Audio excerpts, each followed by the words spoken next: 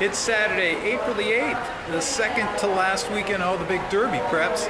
Today is Bluegrass Day at Keeneland, Wood Memorial Day in New York, and Santa Anita Derby Day out west.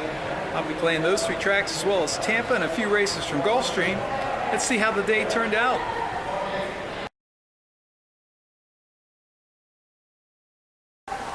Friday, April 7th, it was opening day at Keeneland for their spring meet and the start of my Triple Crown season. As I was downloading the forum, I wondered, when will the first Wesley Ward 2-year-old show up? There it was, first race of the meet, first race of the day. Maiden special weights going 4.5 furlongs, a full field of colts, and 2 fillies. Both belong to Wesley Ward. Which one to take? The one with Jose Garcia, his go-to jockey, 37% together. Number 10, Fairyland, right to the front. Top of the stretch, Fairyland chased by Baytown Lex to the inside, Wacky Patriot to the outside, and also Kitty Cat Kate stacks up in the center of the racetrack. Fairyland with Baytown Lex a length away in second past the 8th pole. Gap of 3 to Wacky Patriot in third position. Kitty Cat Kate is in fourth. Fairyland at the 16th pole. Julio Garcia and Keeneland sales graduate Fairyland to get us started for the spring meeting. Oh yeah, and I'm 1 for 1 at the meet.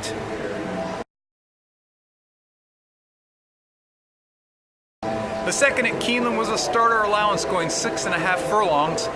I wanted to play against the favorite, Rhodium, because she'd been in front nearly every time throughout her career, but she'd only won twice. But the 2 times she'd won was when she was all alone on the lead. That looked to be the case today. Crowd center off at 3 to 5, right to the front. Up to a drive to the top of the stretch, but not responding yet. It's still second. Blonde in the city, third back toward the inside. And then Kate and Abs Reward fourth on the outside. And Rhodium with the lead. Rafael Hernandez takes a quick peek over his shoulder, keeps an eye on Anoy, who's still 2.5, 3 lengths back now in that second position. Rhodium by the 16th pole, a widening margin out to 4 lengths. Back to Anoy, Blonde in the city, Kate and Abs Reward. No catching the favorite, Rhodium, who will not disappoint her backers here today. 2 for 2 at Keeneland. Wow, what a great start.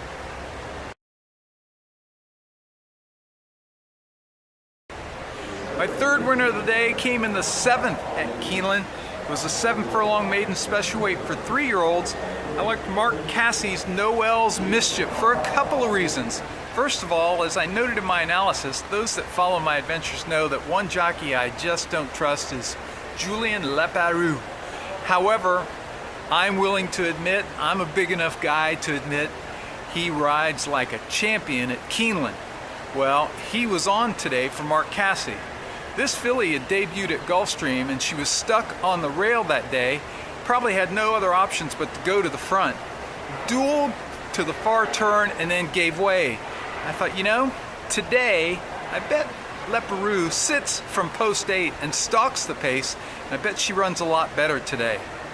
She was listed at 9 to 2 in the program, and when the betting opened, oh my gosh, she was 7 to 1. Have I made the wrong bet?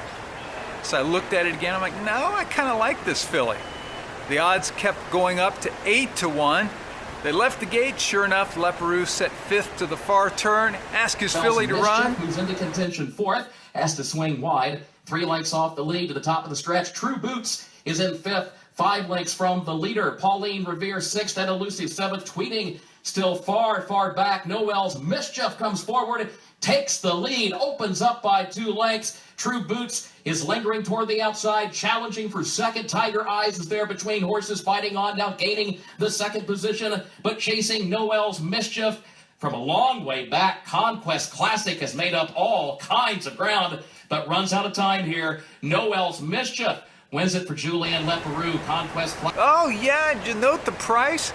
9 to 1. Paid over $20. I tripled the bet, got back $156. I'm a winner for the day. 3 for 6 on opening day and cash for a profit of well over $100. Nice.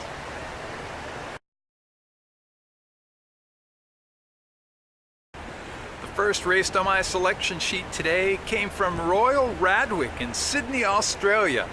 And it was my bet of the day where the mighty mare from Australia, Winx, was scheduled to take on a full field of rivals in the Group 1 Queen Elizabeth Stakes, going 1.25 miles.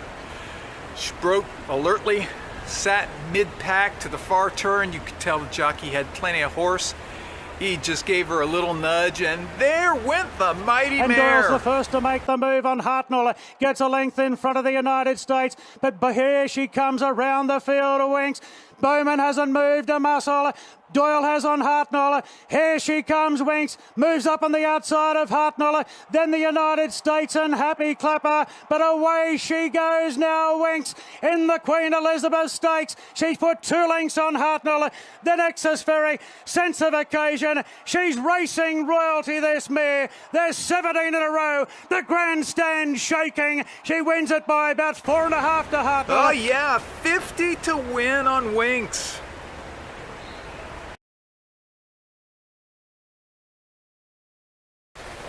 The second at Tampa was a maiden claimer for 3-year-olds and up, going 6.5 furlongs. And in what seems to be a pattern for a lot of my selections today, I like the favorite, who was coming off a layoff. It's number 1, Avansora, who had run the last several times in maiden special weight company against much tougher on the Naira circuit. Today dropping in for a tag on the rail, looked to be long gone. Sent off as the 1-2 favorite, right to the front. Remains second. Baby Doll Puddinhead on the outside is third. Avansora. 1-2 and going like one. No problems with this bunch. Reports home 6 lengths to the good. Second win. Nice.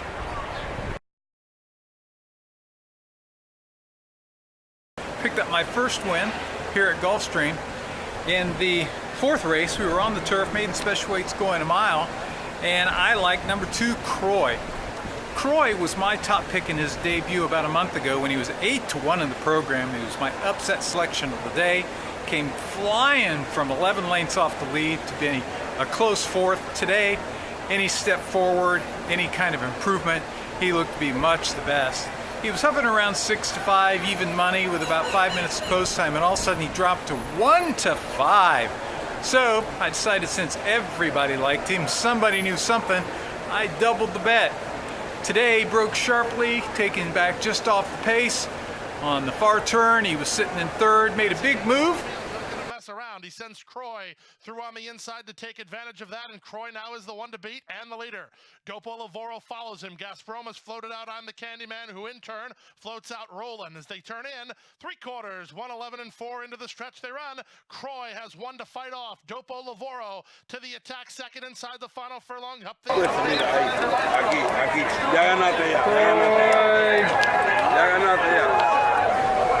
Oh yeah, doubled the bet. That's nice.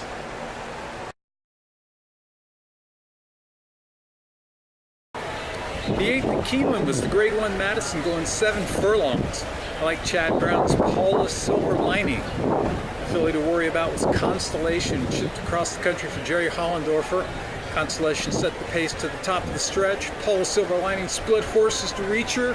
Constellation wasn't going away. Stretch duel. Paula's Silver Lining dives to the inside from 4th and comes after Constellation. Paula's Silver Lining trying to reel in Constellation at the 8th pole. Paula's Silver Lining strides forward, has the lead. Paid up subscriber runs late toward the outside, then Cat Ballou back toward the inside. Constellation not finished yet. Paula's Silver Lining got ahead in front. Constellation fights on, but Paula's Silver Lining wins it by a neck over. 20 to win on Paul's Silver Lining. First Grade 1 win of the day.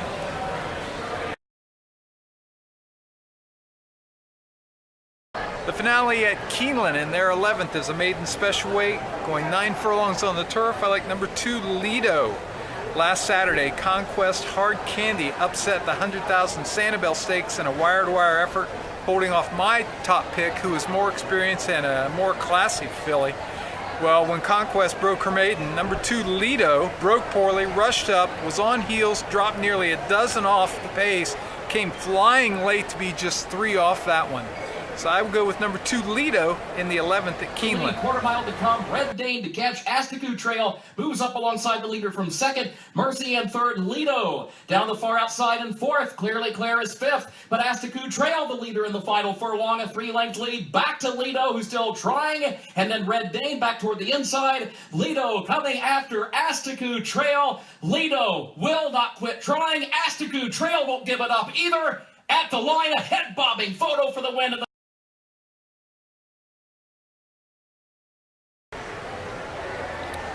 The 9th at Santa Anita is the Grade 3 Providencia. It's for 3-year-old fillies, going 9 furlongs on the turf, but she's still undefeated. All 4 of her career buyers are better than everyone in the field lifetime. The only figure that's even competitive was earned by a filly when running second behind Sir Cat Sally. That one is Beau Recall. She'll be running late, but I think Sir Cat Sally much the best in the La Providencia. At the 8th pole, and Sir Cat Sally in the front, yet to be asked for the supreme effort. Leads from a line of 3. You missed it on the inside, emphatically running on, but Sir Cat Sally, patient progression from Hollendorfer. Every time the bar is raised, she jumps. Sir Cat Sally wins the La Providencia at Santa Anita.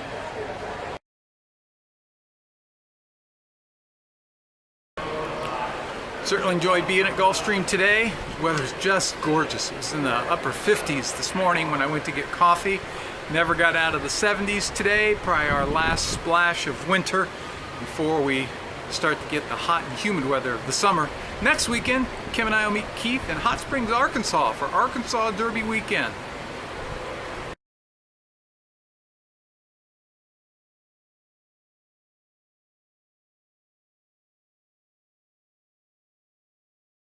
The final day of opening weekend at Keeneland, Sunday, April the 9th. In the second race, it was the second 2-year-old race of the season, and yes, there was a Wesley Ward, but like Friday, there were 2 of them, 2 fillies, but there were 2 differences. First of all, this was an all-filly race, which I thought gave them an added advantage, and secondly, as I looked at the 2, it was Happy Like a Fool that had Jose Garcia on board, but then I noticed that Happy Like a Fool also was bred and owned by Wesley Ward. Oh, yeah. Third, Tricky Czar now takes third from the far outside. No Show Rose in fifth. Boom Pow Pow still far back, and Happy Like a Fool, the leader at the 16th pole by 2 lengths from Paris Cruz in second. Gap of 5. Tricky Czar third. No Show Rose in fourth. Happy Like a Fool in front, drawing clear for Julio Garcia. Happy Like a Fool wins it. Paris Cruz was home second. Oh yeah, drew off big time with my primetime bet. I cashed for nearly $60 on my first winner of the day.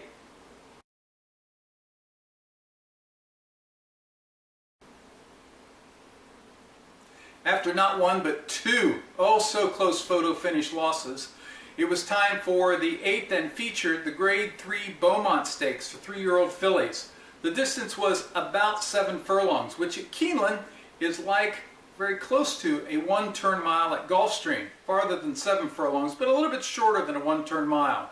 So I was looking for a filly that had proven herself at least 7 furlongs and had a closing kick. Well, there it was, Todd Pletcher's Sweet Loretta. She was 3 for 3 in 1-turn races, including 2 graded stakes at Saratoga, the last being the 7-furlong Grade 1 Spinaway. Pletcher's dynamite with horses off the layoff. My only question was, Javier Castellano was riding today, and would it be an A-game Castellano ride, or one like he'd given so many horses at Gulfstream this winter? And secondly, I was a little concerned because Sweet Loretta dead heated with Pretty City Dancer in the Spinaway, and Pretty City Dancer has lost 3 times since, twice in graded stakes at Gulfstream as my pick. But still, she looked much the best to me. Castellano gave one his patented championship ride, saved ground on the turn into the stretch. Horses, Treble is still there, far outside, but still fifth. Sweet Loretta finds an opening, starts moving up the rail to challenge Promises Broken and Sine Wave with My Mischief in fourth. Final furlong, Sweet Loretta kicking clear with a 3-length lead in the Adena Springs Beaumont. Sweet Loretta just past the 16th pole, maintaining that 3-length margin, and Sweet Loretta takes it for Javier Castellano.